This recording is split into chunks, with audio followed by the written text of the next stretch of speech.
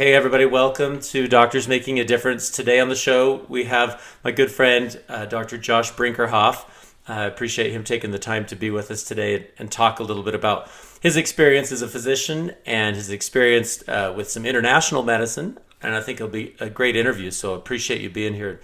Josh, why don't you just maybe give us a little bit of an introduction on yourself? I told him you were a doctor and that you've done international medicine, but tell us a little bit about your upbringing and what made you choose medicine in the first place. So, yeah, Dr. Joshua Brinkerhoff. I grew up in southern Utah, and I grew up in a town where there wasn't much by way of medical care available. We had a small clinic. We had a PA. We never had a physician there in the county where I grew up. But I remember as I grew up, just my different interactions with this PA that was there were just incredibly positive. An amazing man. He had been in the military and had been a medic in the military, and really served our community well. And when I got to medical school eventually, I remember thinking back on this PA that had served the community so well. And he had a tremendous influence on me. And what I decided to do eventually, I decided to go into family medicine because I wanted to be that kind of doctor that could serve the whole community, that could do a little bit of everything and work in rural areas that really needed care, really needed medicine. And so that's kind of a little bit of background on why I chose to do family medicine. As I got older, I really didn't think a lot about going into medicine until I got into college. And I loved everything. I loved the sciences, but I also loved working with people. For a good while, I was a computer science major, which I really enjoyed. But the thing I realized that I was missing was interaction with people when I was a computer science major.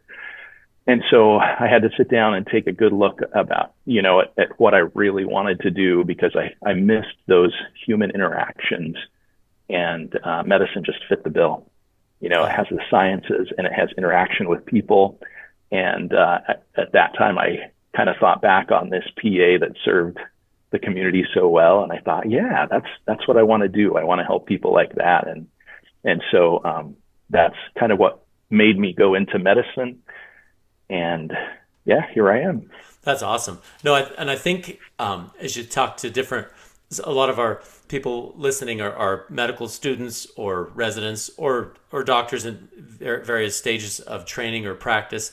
And I think all of us can relate to that, this idea of using medicine to bring science right to the room where somebody is receiving that care. And when you have a great example of someone that does that for your own family as a kid, it's a great thing. So as you went along, sometimes people get a little bit tripped up in the details of actually getting medical education and going to medical school residency, and you see that it takes a lot of time and a lot of cost, which is why it's kind of a difficult thing to do. And I was curious, as you started off with that idea, how true did that remain as you started in your training process and in your first years of practice? Were you able to accomplish some of those things you set out to do? Yeah, so I think so. As I went through medical school, I wanted to keep an open mind about the various areas of medicine, the various specialties. And I don't think I was completely committed to just going into family medicine. I wanted to see what I would really love. And as I went through each of the different areas of medicine during medical school, I kind of loved them all. And so that was my answer, right? Because family medicine does a little bit of all of those things. And so, then I pursued family medicine, and I pursued family medicine in such a way that I knew I could get the training I needed to go to a rural area, so that I could do obstetrics and ER and hospital medicine as well as clinic. And so I left residency feeling confident going to a situation like that.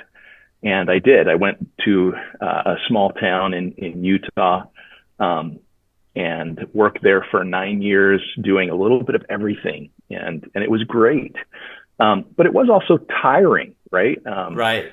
In the small community, there were initially just three of us, three physicians in the small community. So I was on call every third day. Right. And then eventually we got another partner that came in. And so I was on call every fourth day, and that felt amazing, you know. It's all relative. Right. Right. So yeah, it was very busy.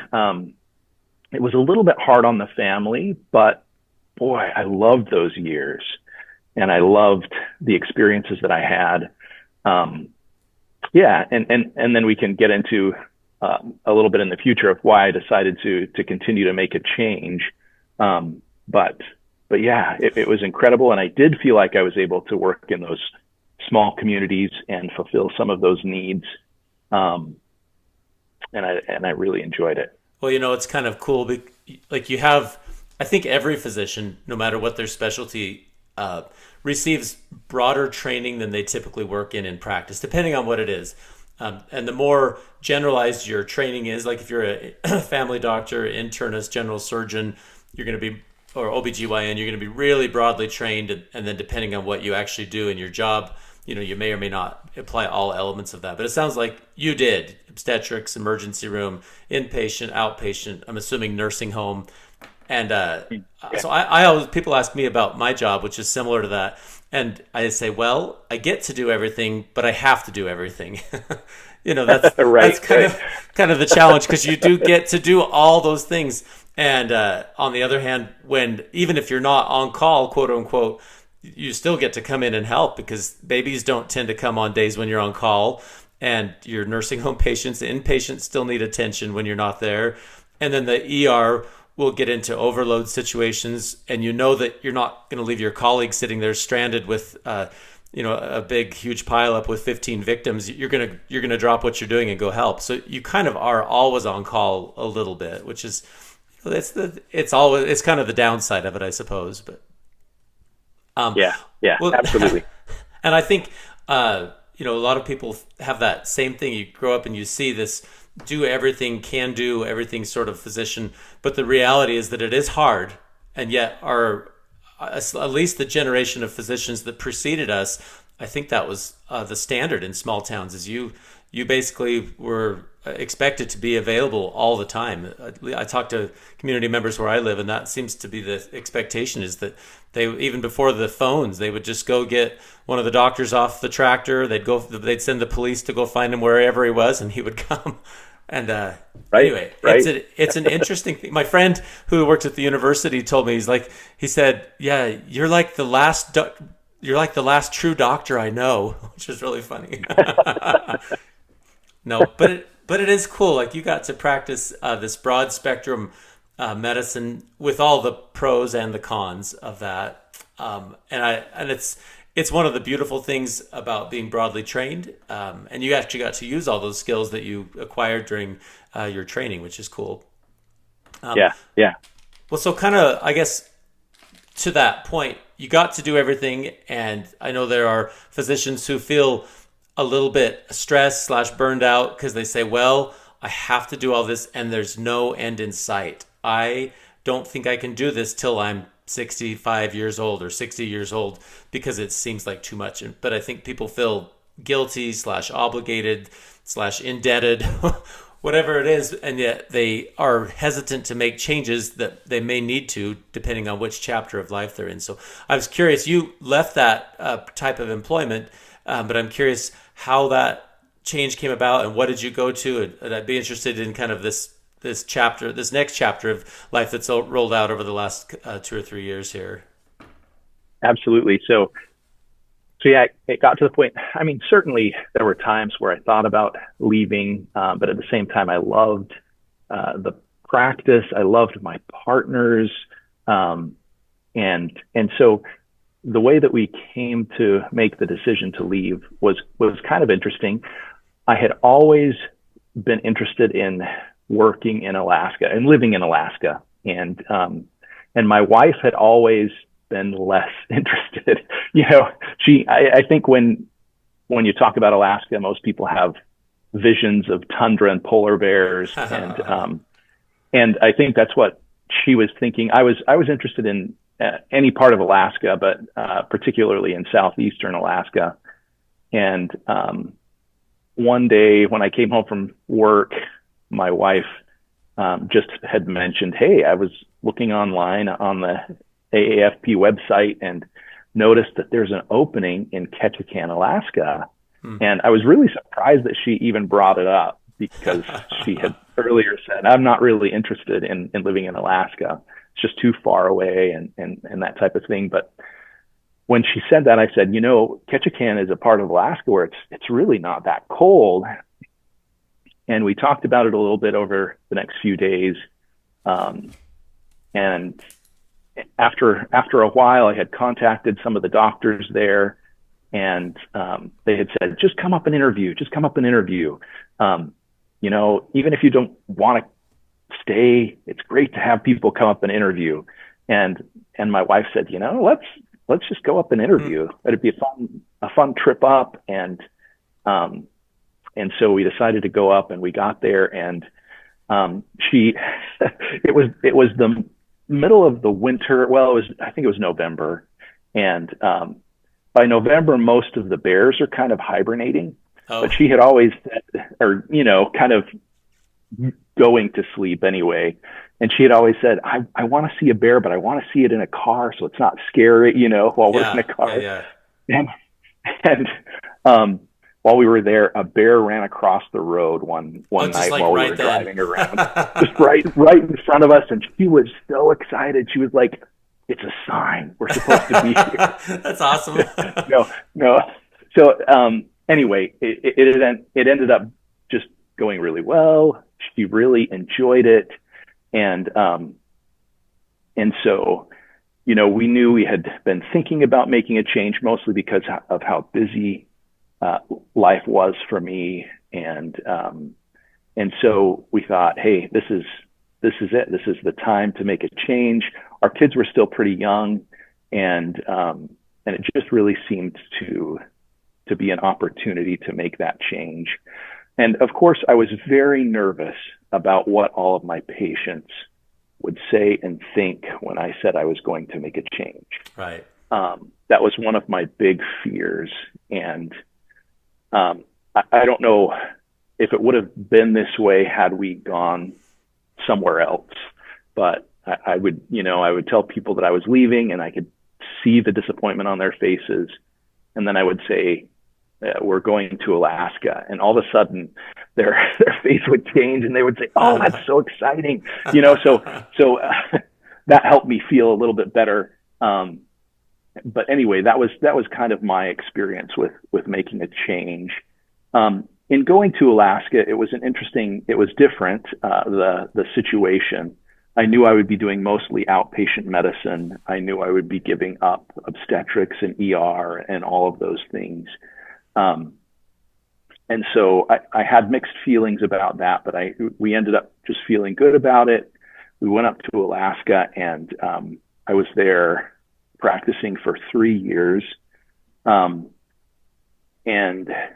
yeah, I enjoyed it to some extent. It was working for a large corporation. Even when I was in the small Utah town, I was working for a large corporation. And one of the things that was the hardest about working in that small town was working for a larger corporation. Right. You don't have the local control and autonomy that you might expect. Right. Yeah. And there were always these mandates handed down that seemed to just not make sense, especially for a rural community. They were, and then there were these things that they would tell all the doctors that just didn't make sense. Anyway, it was difficult working for a large corporation. It felt like our voices weren't heard. It felt like the community needs weren't always met. But going to Alaska, I was also working for a large corporation, and I really had a hard time with that. I still felt like my voice wasn't heard. They really didn't care about me. Even I felt this way in Alaska more even than in Utah. I felt like they didn't care about me. I was just a number. They could care less about, kind of what I Right. was feeling, what I was doing, just as long as I made money. And it's interesting because both of these hospitals that I worked for, or corporations that I worked for, are nonprofit, right? And Right. and I think going into medicine, I was specifically looking for nonprofit organizations to work for because I felt like maybe they would be more ethical and um, you know yeah, just better to work for. And I think that maybe that's the case, but still, you know, money is the bottom line, and Oh yeah. Cool. They have to, and I think some of the they have to survive. Yeah, right, some of those things are not even necessarily controlled at their level. They're playing by the same rules that are passed down from insurance corporations and yada yada. And it's just yeah, it's well, challenging because you put a different set of motivators with insurance or with patients or with hospital leaders. And I think as physicians, the training is a lot more like mission directed, like get this done, get the right thing done for the patient, whatever it takes, day or night, sacrifice whatever it takes to make sure the outcome is that this person achieves what they need to for their health. And sometimes larger organizations don't often, they may not share that particular vision, or they're not caught up in the details like you are as a physician. And yet your job, the thing you've been trained for, is to advocate for patients. So if you feel powerless to do that, it's not a great place to be. yeah, yeah, absolutely, absolutely. Yeah, I've heard other people So say the same thing, and I think there's kind of a national cry to say, hey, we want the ability to be trained up as experts and physicians to give people the advice in a complicated situation without having too many fingers, too many other people making those decisions for us, whether they be insurance or administration or local corporation or private equity or whatever it may be. But I think a lot of physicians find that same thing. And so it's interesting you went from one to the other. Alaska was certainly a change in scope, a change in location. And I was curious, eventually you ended up moving on from that. And I'm curious how that process happened and kind of what was going through your mind as you did that. yeah, absolutely. So yeah, so after working for them for a while, um, a couple of things I realized. I realized still I didn't love the um, working for a large corporation. I didn't love overall some of the things about the American healthcare situation, um, and and yet I still wanted to practice medicine. I still wanted to have that relationship with patients. Um, you know, I felt like I couldn't do that if they were dictating how long I could spend with each patient. I felt like I couldn't really, Right. sit down and truly get to the heart of the matter with patients. It was in and out. I think a lot of us as physicians feel that way sometimes, just in and out. We only have so much time, and time is more important than the patient sometimes. Time and money are more important than the patients. Um, and so uh, I got to the point where I had gone to a few different areas in rural Alaska. So I was in Ketchikan for a while, but the corporation where I worked had another clinic elsewhere on another island, and I would go out there and help sometimes because that was even more rural, and I had the skill set where I could go out and feel comfortable on a remote island, taking care of patients that maybe were in emergency situations that required my skills that I had developed. And after doing that a couple of times, I thought, there are a lot of communities here in Alaska that are just like this one. I bet I could do this more. I bet I could go and do locums type of things Right. and really enjoy it. Um, Fortunately, we were in a financial situation where I didn't feel trapped. We had saved up money. My wife had a side business um, that she really just had fun with. She was doing it just for fun, but it was making enough money that we felt pretty secure. Um, and so, yeah, I decided to make a change to doing locums. And it was a scary thing. I talked to a few other doctors who had gone to locums, and each one of them were very cautious in giving me advice about switching to locums. Mostly because, yeah, they realized that it was a financial risk and they didn't want to get me into a bad situation. So they're like, it's not for everybody. One of these doctors hadn't worked with any locums companies ever before. He just kind of went out and did this all on his own. And so it was, in thinking about it, it was really scary. I think it was really scary for my wife as well. She knew I wasn't happy in that situation. But it's scary to think, hey, my income is going to be totally dependent upon whether or not I find these right. And it turns into, instead of steady stream of income, it turns into possible just episodic income. So you have Correct. to sort of play your financial cards right. Correct. But as I looked into it more, I talked to a few locums placement agencies. I came to realize more and more that the opportunities were huge.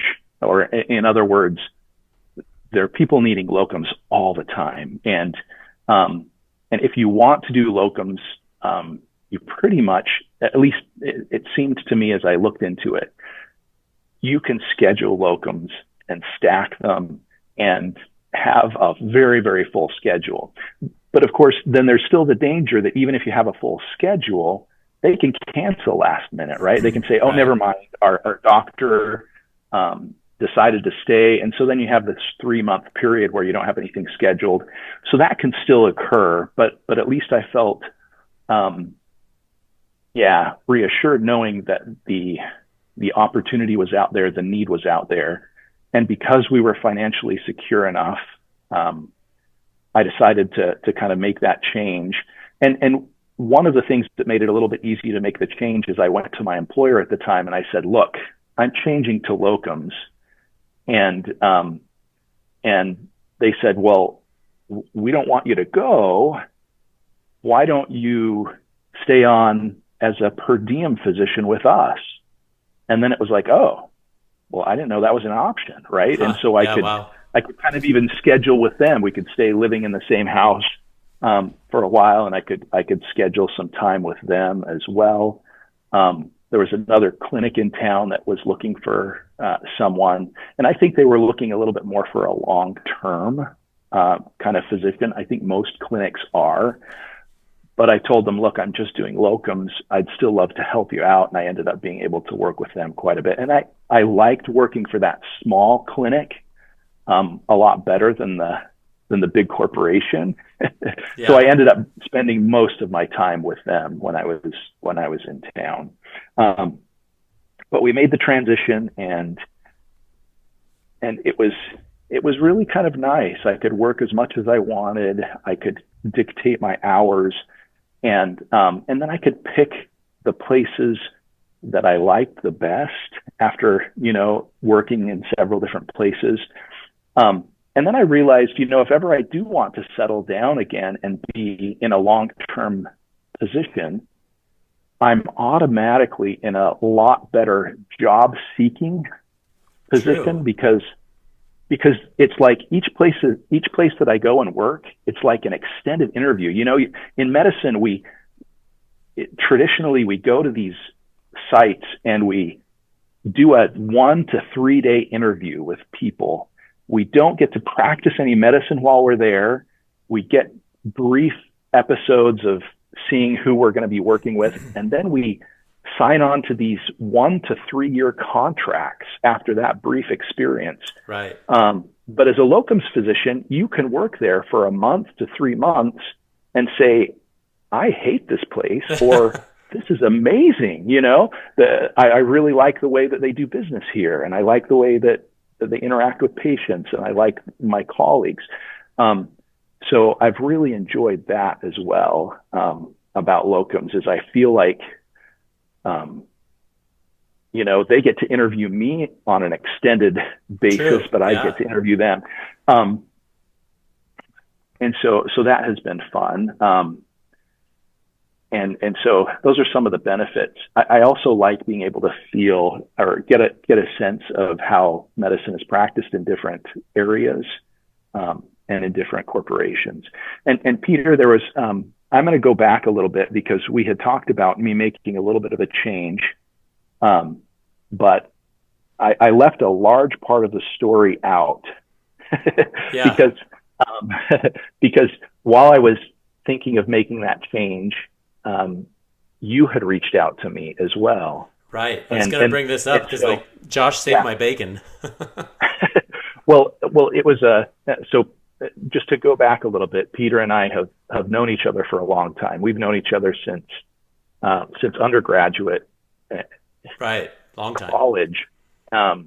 We met while we were working. We were trying to get experience in the field of medicine. We were both pre-med, and you were working in physical therapy at a rest home, and I was working in occupational therapy. And so we were just across the hall from each other, but we both learned that we were applying to medical school at the same time. Right.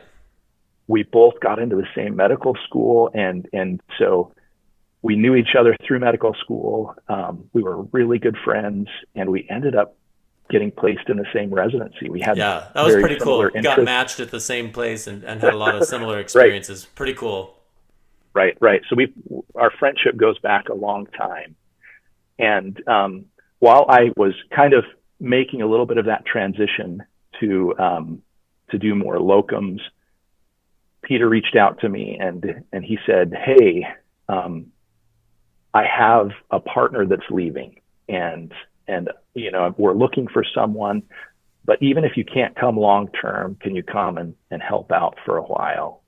And I had been thinking about doing locums, and hearing that I had the opportunity to go and work with Peter for a while, that helped me make that transition. And it was fun. That's awesome. Well, just to speak on the other side of that, on this website podcast, I've been pretty transparent that I had a big tumor and had to go through all this medical experience. And so one of my biggest concerns during that time was my patients, because we're like what you described, a small town. One of my practice partners had left, and there would be no doctor in my clinic at all. And it takes a long time to hire a doctor, especially in a rural area. And so it would have left my patients with no doctor. And there were a couple of others in the town, but they were quite full. It just left us in kind of a pinch. And so you could reach out to, locums agencies or other people and try to find staffing. But it was like this ready-made answer, it felt like just this gift from heaven. And because I reached out to Josh and a couple of other friends, and Josh and one of our other friends both said, "Hey, if you need help, we can come." And it was pretty cool. So they both lived, at the time Josh was living in Alaska. My other friend was living in Virginia at the time. So both far away from where I practice in Idaho. But because they had played their cards right, I suppose, financially, and had been able to be a little bit more flexible on their schedules, when a need arose, they were able to answer that call, and spent several weeks taking care of my practice. And I had full confidence. I just knew I had full confidence that you would be able just to jump in and do my practice, because I knew you were trained in the same setting. So on the receiving end of locums, rather than just looking at it as a job that is beneficial to you, for a small community, people still talk about the experience with Dr. Brinkerhoff and want to know how he's doing, and that I'm still refilling medications that were started by you. And it's made a tremendous difference to many individual patients, made a difference to the small hospital system where I work, and it made a big difference to me. So those who participate in locums, it's not just about the job, it's also about the people you're serving. And I think that's actually, you've kind of highlighted that no matter where you go, you have this opportunity to really interact with patients and help them with your skill set. And it doesn't mean you have to be constrained to just exactly one job, one employer forever. You may move around a little bit, kind of depending on what chapter of your life you're in. And I just think it's awesome, Josh. Like that, having watched you go through that transition, it's pretty cool that instead of choosing just like burnout and cut back and leave medicine, you've been able to kind of morph it into that's something that allows your interest to be explored, and you can kind of experiment with different schedules and different locations, and maybe you'll eventually find something that's more of a permanent thing. Maybe you won't. It'll just depend on what you like. Right, right. And yeah, yeah. And the other thing is I was really looking at locums placement agencies at that time. And when I had the opportunity to come and work with you and several other opportunities kind of arose, I realized, hey, I don't know that I want to go the locums agency route, but everyone that I talked to had said, start with the agencies so you can get a feel for locums, and then you can do it on your own once you know how to do it. So I felt kind of fortunate. I feel like the locums agencies do a great job. But like I got one of their contracts and it was really like oppressive. And I thought, whoa, this is really weird. Like you give us everything, but we don't take any risk. You know what? You Right. take all the risk with Right. everything. And yet you have to answer our calls or else you're in breach of contract. So I think you have to be really careful because the locums agencies can be a little bit like those big other healthcare agencies that I had worked for. And I just got that taste as I was looking at those agencies. Right. You don't want to be an asset to be managed. You're a physician. Right. You're there to help Right. patients, not just to be a pawn on somebody's playing board. Exactly. And so anyway, when these other opportunities arose, I thought, whoa, maybe I don't even need to go through these agencies initially. And so I started to do these locums without going through any agency. So I actually have not ever had an experience going through a locums agency. I know that may be unique for a locums physician, but yeah, I think it's been great. And it can be done, certainly. Yeah. For those that are interested in doing locums, you can do it on your own, but you can also go through the agencies. Just be careful always about, what kind of things you sign. Don't sign away your rights. Right. Well, and it's like anything. You want to make sure that people making those decisions have the same motivations you do. Patient care. You want to make sure that you're taken care of financially, but that it facilitates you doing your job, and not having to do all the other stuff. But, right. Well, And one other thing I was going to say about these contracts, I kind of got the impression initially when I was looking at locums agencies that, hey, in order for us to even look for jobs for you, you better sign this contract. That is not the case. So anyone that's interested in looking and doing locums, you do not have to sign any contract. They will keep looking for you because they want you. Right. And so the first impression I got was, hey, sign this contract and we'll keep looking for jobs. Do not sign a contract for them to look for a job. Never sign a contract until you have the job, until you have a placement. Good point. Because you're just signing away a lot of your rights by doing that. So No, that's good advice. I think, Josh, everybody is going to be interested in how in the world you ended up in New Zealand. Like, I think this is a really fascinating part of the story because we're having this interview. You're 18 hours ahead of me tomorrow morning, and I want to kind of hear that. That's a fascinating locums assignment, but it's I think a lot of people have read about New Zealand and have seen opportunities come across their desk, but you actually did it. So tell us a little bit about. You're actually there right now practicing. Tell us a little bit about that. Yeah. So once I got into locums a little bit, my wife also knew that I had always had some interest in working internationally, and New Zealand and Australia are two areas that I had looked at. And so, yeah, we really started to look into those things more. I remember going to several conferences through the American Academy of Family Physicians, and at those conferences, just talking with recruitment agencies for various places like New Zealand or Australia. And so I looked up some of those agencies, and these are the agency that I looked up here was a government agency. It's called New Zealand Locums, and it's really just the agency that is hired by the government to help people get placed.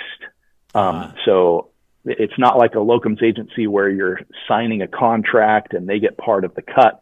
This is just a government agency that gets government funding to try to recruit physicians to come to New Zealand. Right. And so if you go through other locums agencies, they will do a lot of footwork for you.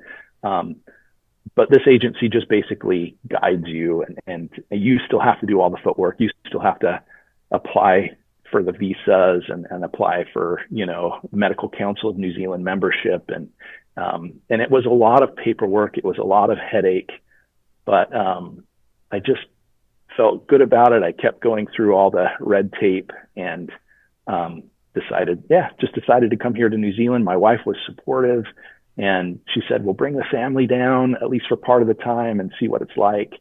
And so, yeah, it was really fun to have that freedom to go elsewhere. Now, part of my interest in going elsewhere is to see how another country does healthcare, right? Mm-hmm. To see here in New Zealand, there is a private healthcare system, but there's also a public healthcare system.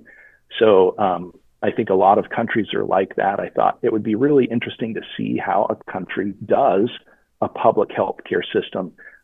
You hear pros and you hear cons about that all the time. We have neighbors to the north that have that type of system, and you talk to different people, and some people love it and some people really don't love it.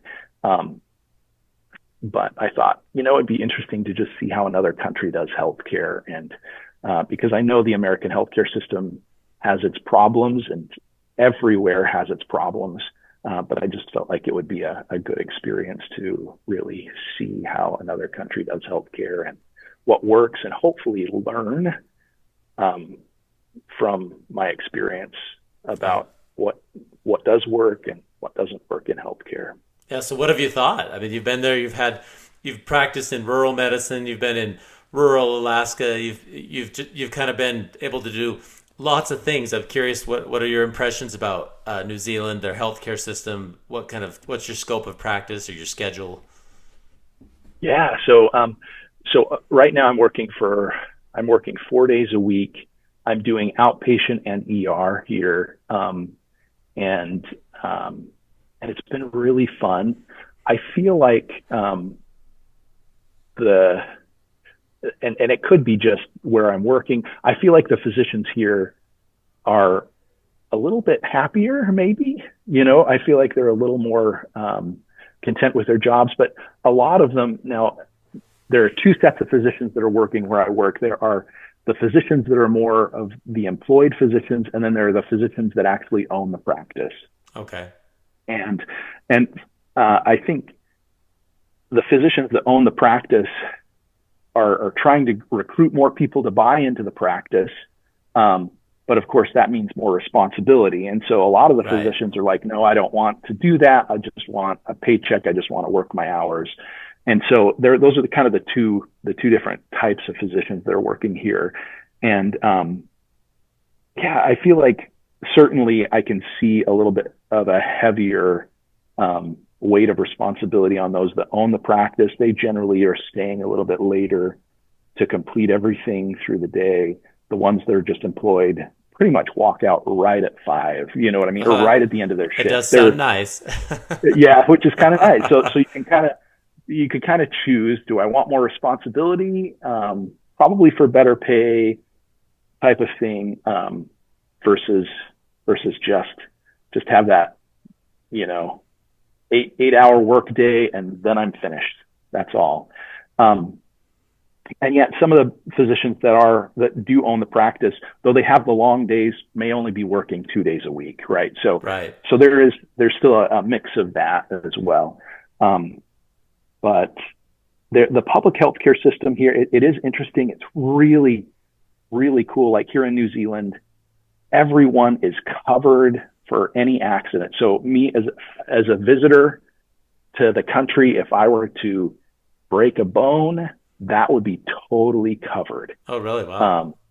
Yeah.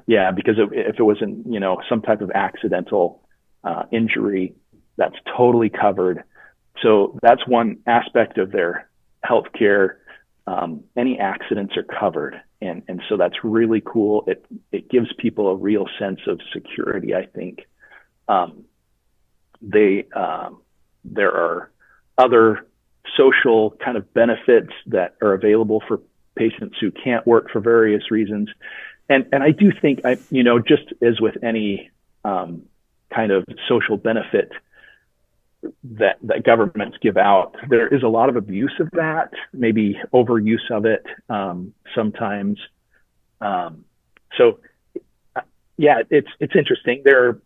I knew there would be pros and cons to the various healthcare Right. systems and approaches.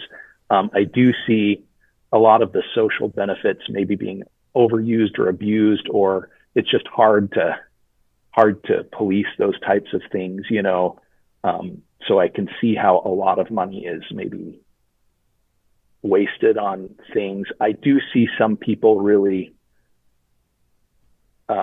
trying to get on social benefits and staying on social benefits long term that really would benefit from just getting into the workforce. You know what I mean?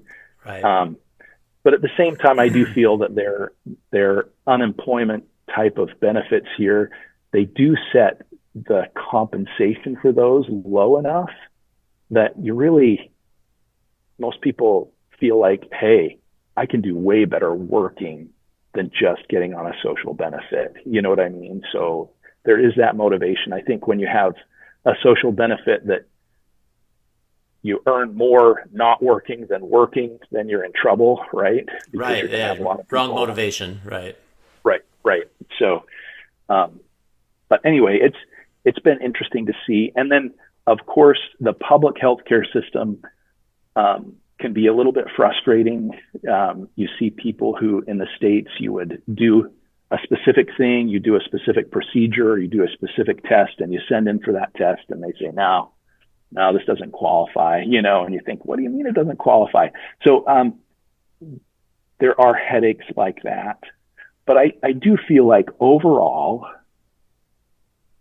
people get good health care. So the life expectancy of New Zealanders is, I think, 6 years higher than the life expectancy of U.S. citizens. Oh, interesting. Wow. It is interesting. And part of that could just be genetics, right? But we have Pacific Islander population, the Maori population here, who have high rates of diabetes, high rates of, hypertension, those types of things. And so I don't know that I feel like it's totally genetic. I think that there are people here who have genetic predispositions to things that a lot of us in the States would have, Right. So I do think that part of it is the way that they approach healthcare and treat their patients well overall. And so it has been good to see that.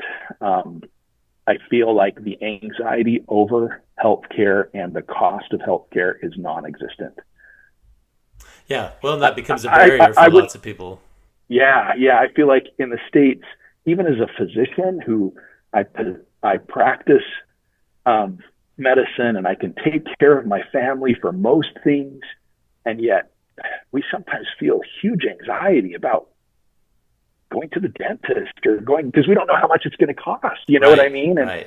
and so I can see how people avoid healthcare because of fear of cost.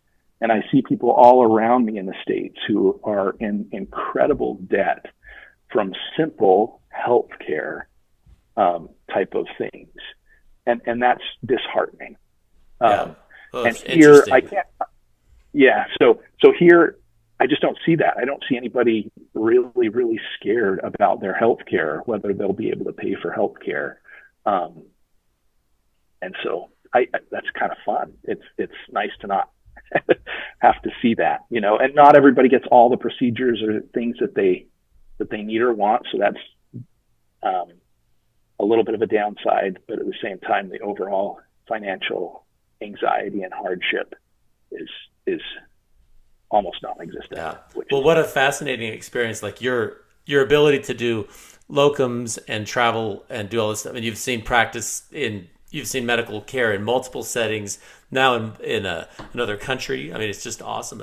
I want to Yeah, spend the yeah, last little bit talking about these decisions that allowed you to make that, like to come and help me when I was sick, the ability to travel and do locums assignments or take the potential risk that comes with it, or even travel overseas and do this experience in New Zealand. And everywhere you've gone, you've been able to find patients in need who've been able to receive health care that you've been able to provide because of your training and experience. But part of the purpose of this endeavor with Doctors Making a Difference is to make sure that we don't fall into the financial traps that make people constrained, that they can't make changes. They say, I've got the golden handcuffs, I have the huge house that I can't afford, or I'm so indebted from school and I have no way to pay, and now I have to stay at this job because I have to stay here, because if I don't, then I have too much uncertainty and I leave my family in a lurch. And so I'd be curious to see if you have any advice for people who are in training or in practice for how to manage student debt or how to save so you can have, you said financial security, another word for it is financial independence. How can people get that so that instead of waiting until their 60s, by the time someone's in their 40s, they could say, I want these out of medicine. I'm the doctor. I made the decisions to do this. I'm the one with the information. I won't be managed by somebody else without a medical degree. You don't have that ability to say that unless you have some financial independence. And I'm curious what advice you would give to people to achieve that, because that's a beautiful thing to have. Yeah. Well, thank you. I feel really blessed to have that opportunity. But it is true. I think that a lot of it is planning ahead and the way that you live. I think that many people are maybe familiar with or have at least heard of the FIRE movement. Right.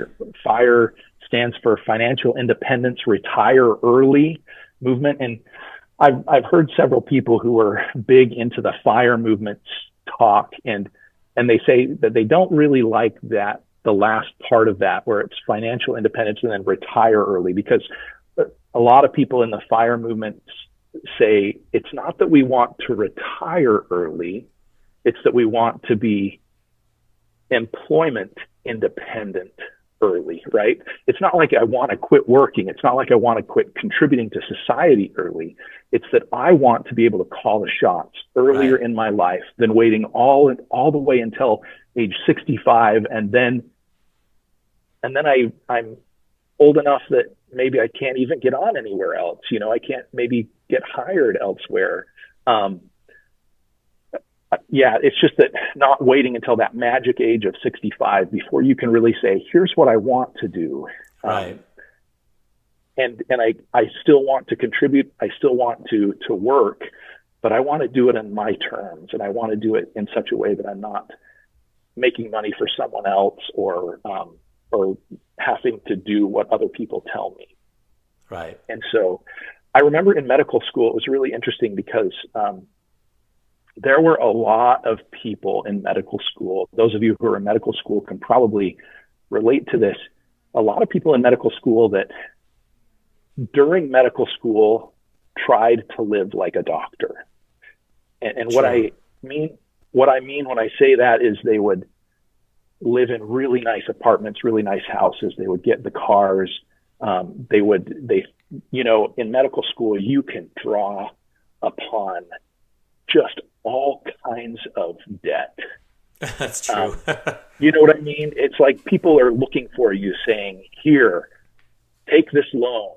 And even as a physician, right after medical school, you have financial institutions and mailings coming to you saying, here's $30,000 and here's, the interest rate to repay. People are always trying to get you into debt. And in medical school, don't live like a doctor, live like a student. You know what I mean? After medical school, live well below your means.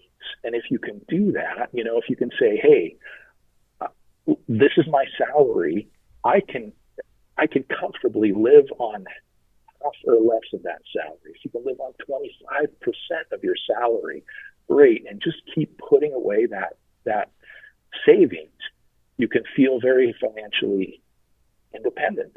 And then you can, right. do what you want after that. Then you can, you have that freedom, I think, to be able to make decisions that seem really scary, like leaving a regular job. But if you have the cushion, then it's okay. It's a lot easier to walk a tightrope with the trampoline underneath you. That's a good one. That's a great way to put it. Walk with a trampoline under you. And I would say, just to reflect on just what you said, if you live on less than you make and always put something aside so that compound interest is working for you instead of against you.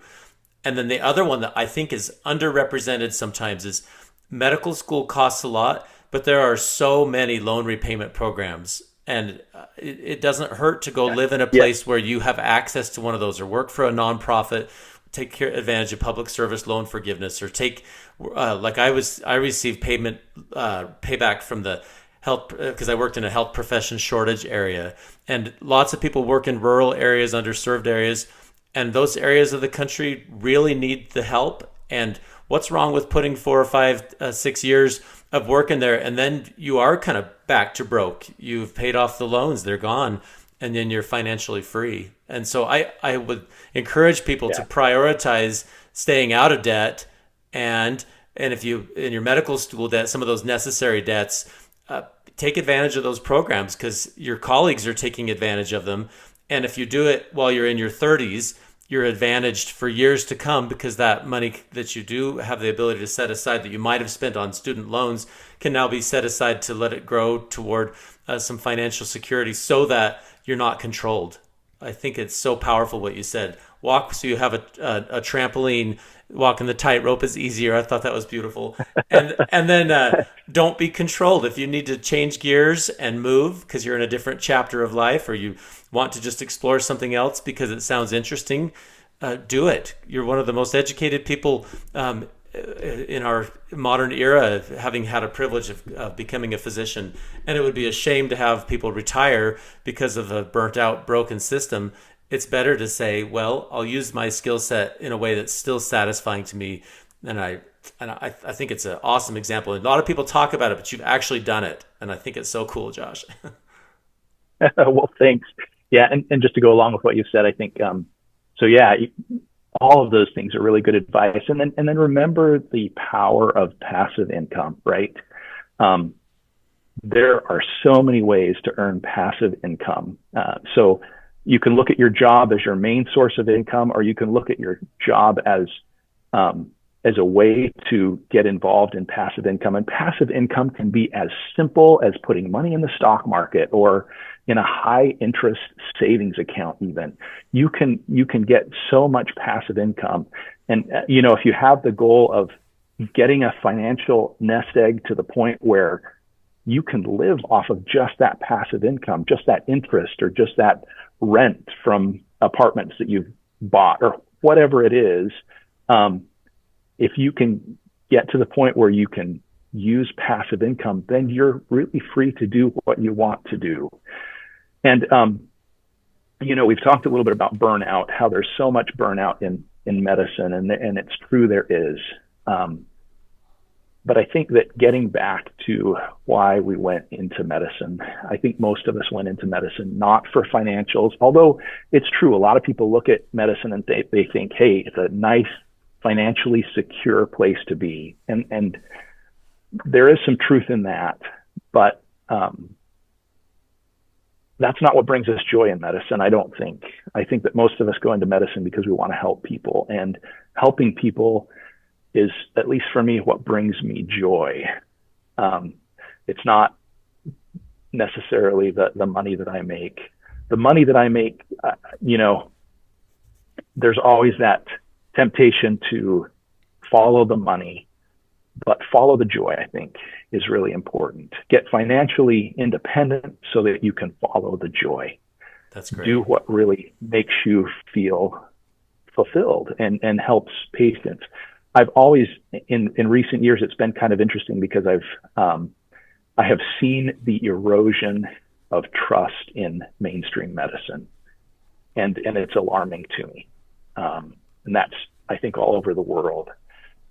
And I can't help but ask myself, why is there such an erosion in trust for mainstream medicine amongst the public? And I think it's because, there are probably many different reasons, and I think we all need to ask ourselves this question.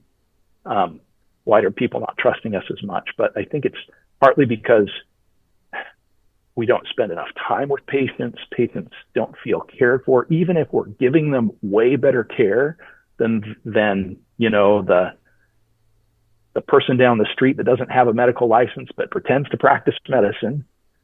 Right. People leave their offices sometimes feeling way more cared for, even though they're not getting evidence-based care or good care. Right. And I think it's because right now in mainstream medicine, we're following the money, not following what brings us joy. And that's really, truly helping people, spending time with people, all those types of things. If you can become financially independent, then you can really spend Right. time caring for people. That's rather awesome. than just getting through the day. Well, no, and that's one of the missions of this Doctors Making a Difference. The kind of the big message to get out is you have the power to make those changes, and it really is all about the patient and the care. That's why you became a doctor. You'll be financially secure if you save your money and are careful with it. But I like what you said. Follow the joy.